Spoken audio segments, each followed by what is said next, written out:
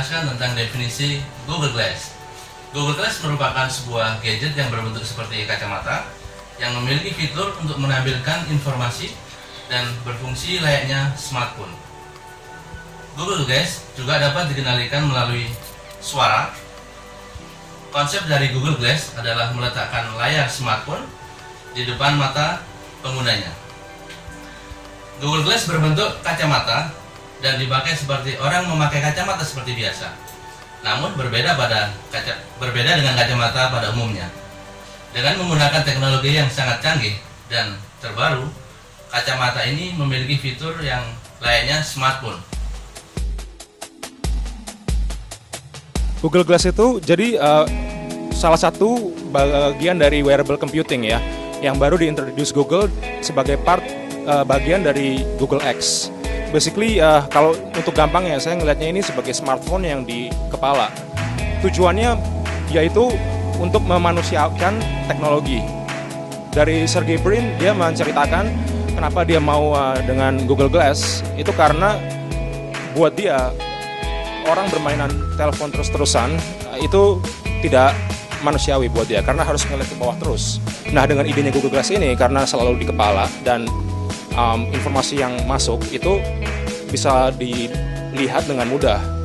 Kalau buat saya sekarang ini misalnya ada email masuk, saya bisa tinggal tap di sini atau tilt my head up, nanti bisa kelihatan emailnya apa. Saya bisa langsung bilang read aloud buat membacakan emailnya, atau buat bisa bilang reply to, bisa langsung saya bacakan apa message yang saya mau balas. Saya Eri. Di sini saya akan menjelaskan tentang karakter dari Google Glass tersebut. Google Glass tersebut tidak dengan dalam tanggung. Google Glass telah digunakan kamera dan dapat mengambil gambar dengan resolusi sebesar 5 megapiksel. Dan dia juga dapat merekam video dengan kualitas 720 pixel HD. Selain itu, Google Glass memiliki spesifikasi display 640 x 360, Bluetooth, Wi-Fi, ruang penyimpanan sebesar 16 GB, RAM sebesar 682 MB, dan perangkat penting lainnya untuk menerima suara. Kameranya itu 5 megapiksel dan buat video 720p HD. Untuk audio dia menggunakan bone conduction transduction. Jadi buat lebih gampangnya bisa dibilang suara di kepala lah. Orang lain nggak bisa terlalu dengar kecuali benar-benar dekat dengan saya, tapi saya bisa dengar jelas menggunakan vibration. Displaynya itu kalau nggak salah 320 kali 640 pixel, dan itu ya 16:9 wide angle, wide screen. Baterainya kalau misalnya digunakan dengan seharusnya, tidak dipakai buat video terus-terusan, itu mungkin sekitar 7-8 jam sehari. Hai, nama saya David. Dan saya Pras. Nah, di sini kami akan menjelaskan tentang keunggulan dari Google Glass. Nah, Google Glass sendiri mempunyai 9 keunggulan. Nah, yang pertama adalah take a picture. Dengan menggunakan Google Glass ini, user dapat mengambil gambar hanya dengan perintah suara. Yang kedua adalah record a video. Hampir sama dengan take a picture. Di sini user hanya menggunakan perintah suara untuk merekam gambar melalui Google Glass. Nah, yang ketiga adalah get direction. Di sini fungsinya hampir sama dengan GPS, yaitu untuk petunjuk arah sebuah lokasi. Nah, yang keempat adalah send a message. Pengguna dapat mengirim pesan melalui suara, seperti voice recognition. Nah, yang kelima adalah phone calls. Dengan menggunakan Google Glass ini, pengguna juga dapat langsung melakukan panggilan. Selanjutnya akan diteruskan oleh Mas. Untuk fitur selanjutnya yang dibawa oleh Google Glass adalah Google Hangout. Ini fitur dari Google yang menghiasi produk untuk keperluan meeting dengan klien. Dan untuk ketujuh adalah Google Doc. Itu untuk menerjemahkan perkataan dari pengguna. Jadi seperti dengan Google Sheet pada umumnya digunakan di versi desktop. Dan untuk yang ke-8, fitur share untuk share di media sosial. Jadi segala aktivitas yang ada di ataupun dipakai Google Glass bisa di-share melalui jaring sosial. Dan terakhir untuk Twitter bisa untuk melihat situasi atau kondisi cuaca saat ini. Yang pertama, kamera sama video. Memang kedengarannya simple, tapi buat saya kalau misalnya saya bepergian jalan-jalan, itu jauh lebih bagus daripada pakai handphone atau kamera. Karena misalnya kalian sedang jalan-jalan terus ngeliat ada hal-hal yang menarik, mesti mengeluarkan handphone atau mengeluarkan kamera, itu momennya sudah hilang. Kalau dengan ini saya bisa tinggal bilang, nyalakan OK Glass, take a picture. Nah, saya baru ambil gambar kamu. Atau enggak, bisa tinggal ditekan di sini, ada tombolnya ya. Kalau misalnya saya tap sekali, itu ngambil foto. Tapi kalau misalnya saya tahan lama, itu ngambil video.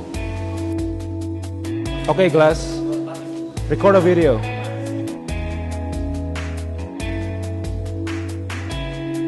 Salah satu lagi yang saya paling berguna itu GPS, directions. Jadi saya bisa bilang, OK Glass, get directions to nama lokasi. Saya bisa ngelihat directions turn by turn di layar ini saya. Halo, nama saya Muhammad Sidi Cahyono dan Saya Damara Putra. kami akan menjelaskan tentang kelemahan dari Google Glass. Yang pertama, kelemahan Google Glass adalah ketika merekam video dan gambar dalam Google Glass akan memakan daya baterai yang sangat-sangat cepat sekali, maka sangatlah powerbank kalau bisa. Oke, yang kedua adalah terbatasnya aplikasi yang bisa digunakan dalam Glass. Tidak hanya semua aplikasi seperti iPhone, Google Glass sangat terbatas untuk aplikasinya. Oke, Damar akan melanjutkan selanjutnya. Dan Google Glass sendiri belum mengeluarkan visor khusus untuk penyandang mata minus. Jadi mereka hanya memberikan visor, yaitu dua visor dalam paket pembeliannya, yaitu black visor, yang satu clear visor. Dan untuk pengembangan bahasanya sendiri, Google saat ini sedang mengembangkan bagaimana caranya untuk mendetek beberapa aksen untuk bahasa Inggrisnya sendiri. Jadi untuk saat ini Google hanya bisa mendetek aksen Amerika saja. Bahan ini dari titanium. Ini benar-benar fleksibel. Saya nggak takut begini-begini nih. Nah, di sini tapi ini weak spotnya, banyak sekali yang patah di sini. Nah, Google karena ini memang sedang program uji coba ceritanya, meskipun kita harus bayar, tapi bisa dibilang uji coba. Google bersedia untuk mengganti langsung tanpa biaya. Misalnya rusak tanpa bukan kesalahan kita tinggal kirim balik ke mereka, mereka bakal kirim yang baru langsung. Jadi mereka benar-benar really trying to help us of understanding this thing. Oke, lensanya ini sebenarnya kalau saya beli Google Glass, ini dikasih dua visor ya, bisa saya pasang. Tapi itu buat gaya-gayaan aja. Yang satu hitam, black visor. Ada juga yang clear shield, yang clear visor. Itu kalau buat saya, menurut saya, misalnya kalau lagi naik sepeda, dipakai itu kan lebih enak, jadi ngeblok angin ya. Nah, kalau yang ini sebenarnya ini bukan official dari Google. Ini kemarin saya kerjasama sama salah satu optik di Amerika, di Pennsylvania. Dia bersedia untuk membuatkan saya ini prescription lens ya, karena mata saya minus. Jadi ini sebenarnya ya, kalau bisa dilihat di bagian sininya ini ada skrup, dan ini bisa dicopot nih, bisa dicopot bagian ini. Nanti kita bisa masukin lagi frame lain. Google bakal sediakan yang officialnya, yang benar-benar untuk support prescription lens. Saya kemarin sempat tanya sama salah satu developer advocate-nya Google Glass. Saya tanya, ada plan nggak buat dimasukkan ke bahasa lain? Jawaban dia, sekarang ini dia mau fokus ke bahasa Inggris dulu. Karena untuk bahasa Inggris saja, itu aksennya masih hanya bisa di-tag aksen Amerika. Ada beberapa teman saya yang aksennya Australia atau aksen Inggris, mereka they're having difficulty of issuing the command. Kalau misalnya saya dengar dari cerita-ceritanya Sergey Brin, mereka pengen semua orang pakai Google Glass. Mereka pengen Google Glass ini menggantikan kegunaan handphone.